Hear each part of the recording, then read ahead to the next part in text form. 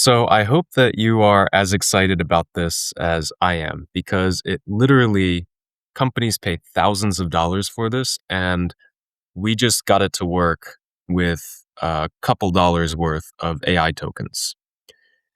And so we just loaded the demo workspace and it answered all 22 questions and it gave us the confidence scores. What up? I'm Joe. I'm an AI engineer. And in this video, I'm going to be walking you through exactly how I'm building a security questionnaire agent. So let's get right in. I'm going to teach you exactly how to build the security questionnaire assistant. I'm going to tell you how to effectively orchestrate agents. And you're going to see that because that's the method that I use to build this agent is actually orchestrating agents to build this questionnaire agent. And I'm going to show you my agentic engineering workflow as well so that you can apply this to your own projects. So here's what we're going to cover exactly. We're going to cover the business impact of this security questionnaire agent. It's always good to tie back what you're building to real world impact, ROI, and these sorts of things. Then I'm going to be overviewing the architecture of the agent that we're going to be building. Then I'm going to walk through my agentic engineering workflow. Then I'm going to show you the agent swarm in action. Then I'm going to show you how to harden and clean up after the swarm. And finally, last but not least, we are going to deploy and demo the questionnaire agent. So let's get into what the value a questionnaire agent brings. So the goal of this agent is to turn security reviews from a sales blocker into a cited workflow. This is a very common problem that a lot of companies face. There are 100,000 plus standardized information gathering questionnaires exchanged yearly.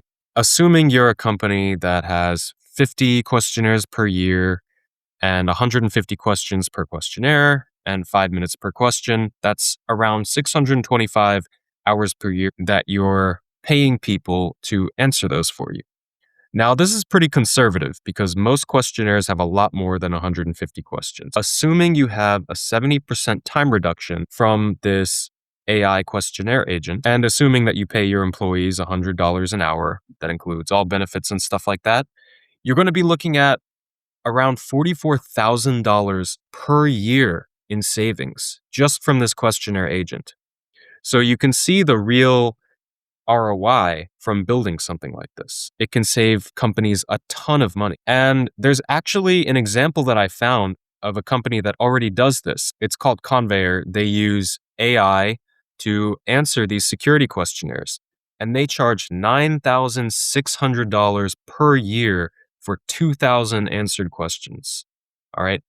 That's a lot of money, right? And if you can build something that can answer as many questions as you want, for a very small fraction of the cost, right? Whatever we pay in AI tokens, that's a huge cost savings. You're saving literally like tens of thousands per year from spending with Conveyor and a lot more than that if you were using humans to do the work. All right, so this is how I approach building all of my projects. Planning is the first step, and it's actually 80% of the work is planning. The reason that is because you really want to be hands-on with the planning. You want to be iterating and refining it manually. You want to be reading exactly what's going on in the plan document every time. And you want to be the one basically at the steering wheel. Okay? This is like the one step where you really can't outsource it to AI because it's the decision making. AI is very good at a lot of things, but it's not very good at having broad insight and seeing into the future and things like this. The plan step is really where you get to add your own expertise, your human touch, and all those things that AI can't yet replace.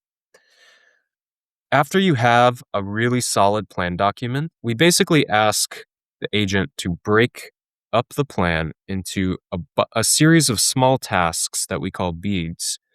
And that way it's workable with parallel agent swarm, which is actually the next step.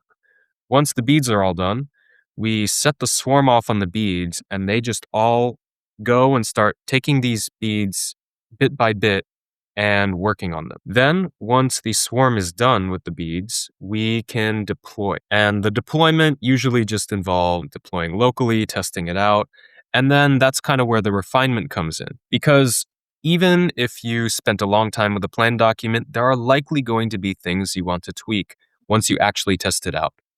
This is the problem that the creator of OpenClaw, Peter Steinberger, talked about when he goes, well, building software all in one go, it's BS because you don't get to play around with it.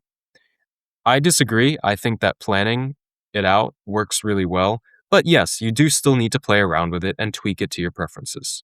So that refinement step, you're going to be going back and forth with individual agents, and that'll take around 10% of the time. All right, here is the architecture of the agent. And just please bear with me, it's not as complicated as it looks. Here what we have is we have the Streamlit UI runtime, which we use to view everything. We also have the database in ChromaDB, and we're using OpenAI to create the embeddings of the RAG documents and also to answer the questions. And so what this looks like to start out is you have these seed assets, which are the company policies and documents that the agent is going to use to answer these security questions accurately.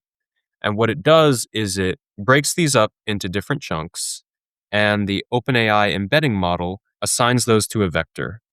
And then it uses that to assign basically meaning to those chunks of text. We call that RAG, or Retrieval Augmented Generation. And we're going to see that in the next step, where it takes the questionnaire, it takes each question individually, it embeds each question and compares it to those vectors that I just talked about.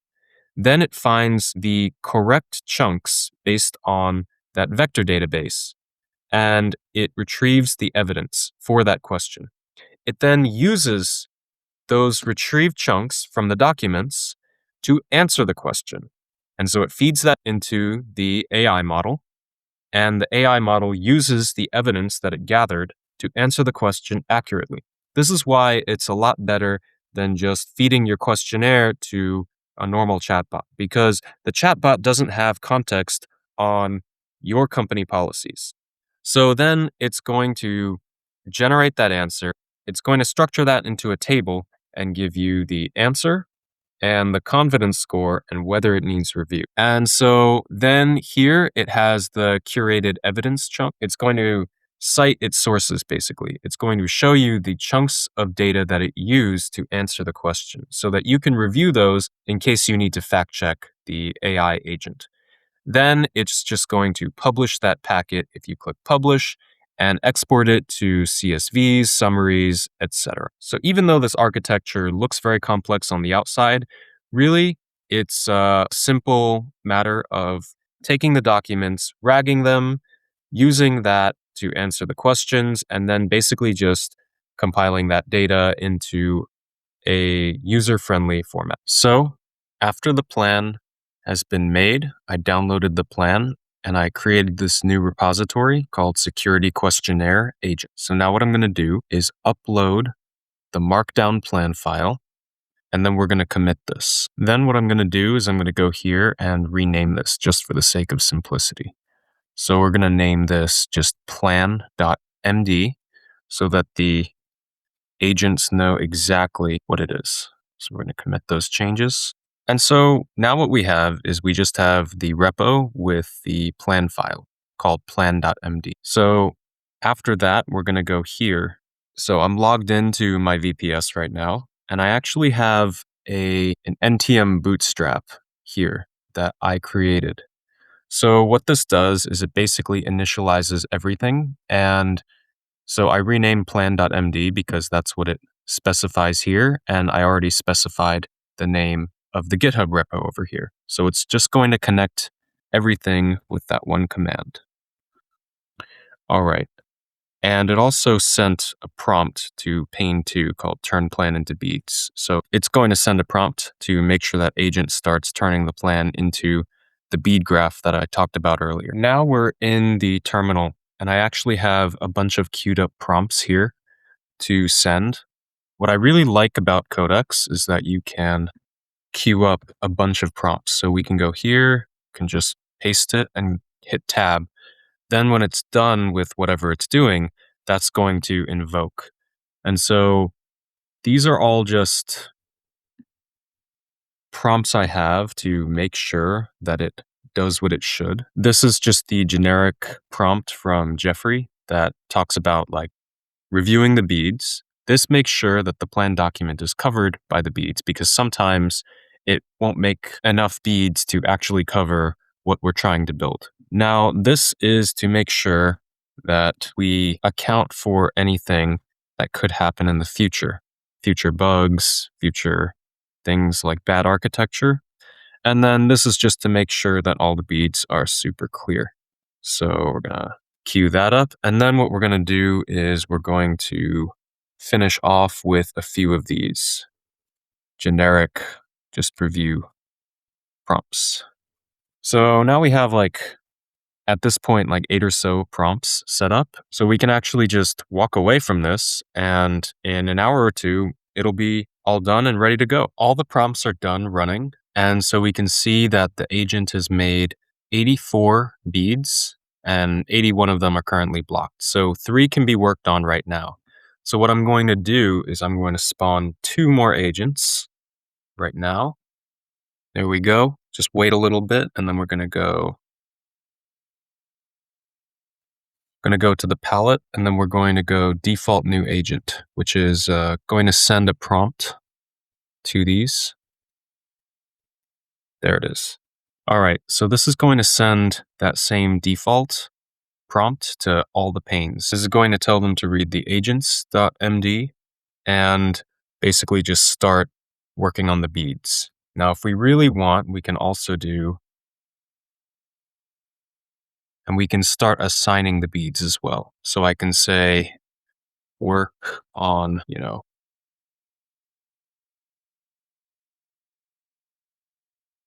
I can say to this guy to work on 1.2. So we can see that this guy has already picked up, is it named Euclid? Oh, Topaz Cat. Topaz Cat has picked up one of the beads and it's in progress right now. So as you could just see right there, this one was idle for a bit and it just got this new agent mail wake up prompt. That's a tool that I built myself so that if there's an idle agent, it'll get woken up if it receives mail. And that's really important because that basically allows these to keep running. So the swarm of 3 will kind of keep running until the job is done. So I normally like to split this up into Claude and Codex agents, but considering that my weekly limits on Codex are about to restart in less than 24 hours, I'm just trying to use up as much Codex as I can because that'll all be reset in a few hours. So that's why I'm using 3 Codex agents. I also find that 3 agents tends to be like the sweet spot for not too many. If you have like 12 agents, for example, then they'll tend to run over each other and trample each other. The agent mail will take up a lot of their context window. Whereas if you have like 1 agent or 2 agents, well, that can move very slowly. It can get overwhelmed and you'll end up waiting a long time. But 3 agents, I think is really good. They wake each other up, they coordinate well and they don't trample each other too much. So it depends on the size of your project. If you have a larger project, you can maybe justify more agents. But for this project, I think 3 is the right way to go. So the nice thing is, once this is kicked off, I can basically just let them do their thing and then come back when all the beads are done. So that's what I'm going to do right now. All right, so as we can see, all the beads are closed now and we can see that the agents are all done working. Also, if we come over here, we can see all of the commits to GitHub. You can see kind of the cadence 12, 15, 19, 20 minutes ago. So, going all the way back. So the agents did actually run for about 4 hours here. So here we are deployed locally. And so now I'm going to load the demo workspace. So now it's ready. And we have the index is ready for use. All right, so we have a demo questionnaire with 22 questions, and we're going to run it. So it pulled from 5 different sources for this question.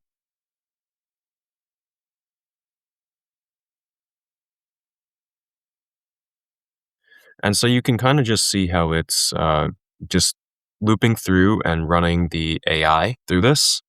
It ragged the data and it's just using that to pull that. And it gives a confidence score as well. So, it's just going to keep chugging along here. But what we can do is we can look at the answers to the questions and see Acme Cloud, the dummy company, right? Performs production backups daily for systems. Um, Finds target recovery objectives for RPO during the 24 hours and recovery time. And so as it gets to the end, I think it's safe to say that this works pretty well. All right, it's completed. And so now we have all 22 questions answered, 17 ready for review, and 5 needs review. It gives the confidence scores here. And so it just says for low confidence scores that it needs review. But anyway, here's an example of a question. So for question 19, do you support customer managed encryption keys? The drafted answer is this, but it needs review. And so it also cites the sources for the encryption policy. And so this is really going to be helpful. If you're going through and you're fact checking the answers, you're going to be able to see where it's coming from. And so that's super, super helpful for that sort of thing. So now we also have the review queue. And so this is just the answers that the AI is not 100% comfortable with. And so it's going to flag these as needing review. These are the ones that we saw up here um, as needs review. So that's what those are.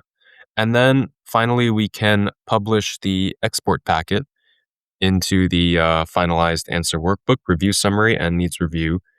And so let's click publish here.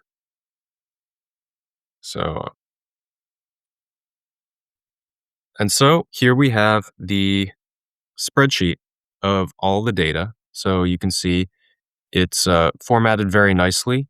You can see all the answers to the questions. You can see the questions themselves. And, you can sort them by confidence or just the ones that need review, for example. You know, and so this is just so convenient, right? If you're answering hundreds of questions, for example, like this can save so much time. In this example, we only had 22, but if you had a questionnaire that had 800 questions, for example, that would be very different. And so just in case you were wondering where it got the data from that it ragged, it created this dummy data that it used to answer the questions. So it broke up these documents into different chunks that it used to answer the questions. And that's what we saw when it cited its sources. So it was simulating like a real environment where it would have policy documents that it would have to rag and chunk and use those to answer these questions. So I hope that you are as excited about this as I am, because it literally companies pay thousands of dollars for this, and we just got it to work with a couple dollars worth of AI tokens.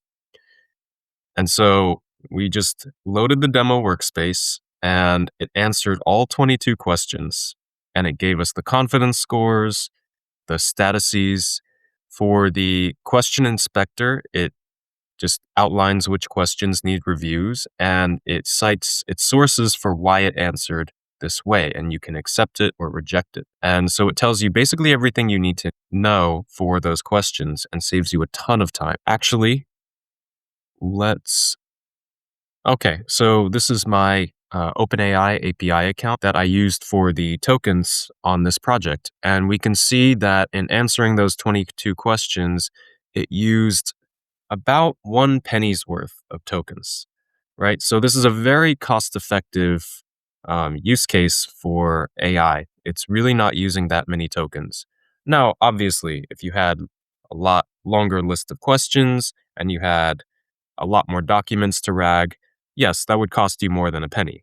But the point is, you're paying dollars for something that companies usually pay thousands and thousands of dollars for. And you're squashing that down to like, pennies, basically. So the ROI is just amazing on this project. And so the last thing I'll cover is if you want to deploy something like this, it's nearly ready, right? What you would want to do is clean up the UI a little bit, and then this is deployed on Streamlit. You could very simply just hit deploy and just, use Streamlit how you want. If you want to deploy it yourself, you could just get a VPS and deploy it that way. You could use Vercel if you want to. It really depends what environment you want to deploy it in. But the point is, this is very, very close to being ready to deploy. All you would need is to just basically sign up, click the deploy button, and you're ready to go. And so with that, we've come to the end of the video. We have discussed the business impact of the security questionnaire agent. We've overviewed the architecture. Then I walked you through how I do a workflow for all my projects. I showed you the swarm, and I showed you how to harden and clean up the swarm after the fact. And finally, we deployed and demoed the agent, went through exactly how it does it, what the costs were involved, and how to actually deploy something like this to production. So, hope you found this helpful. If you're interested in working together, then book a call with me on my Calendly. I'm going to drop the link below. If you have any questions about this build, drop them in the comments below and I'll try to answer them. Thanks for watching, and I'll see you next time.